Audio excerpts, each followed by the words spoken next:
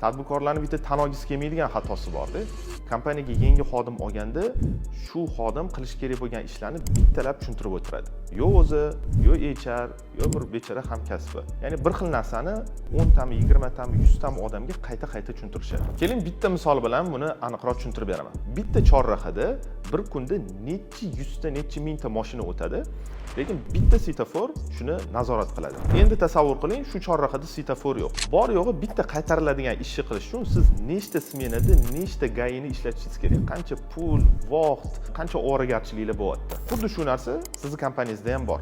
Har bitta yangi kelgan xodimga uni ishini o'rgatish uchun qancha pul, xodim, resurs sarflayapsiz. Mana shu narsani svetoforga almashtirish kerak. Ya'ni yangi xodim bilish kerak bo'lgan bilimlarni bir marta video darslik qilib tuzib qo'yiladigan bo'lsa, o'nlab, yuzlab yangi xodimlarga tezroq, qulayroq bilim berishingiz mumkin bo'ladi. Men Habibulloh Karimov 3 yildan beri aynan shu ish bilan shug'ullanib kelaman.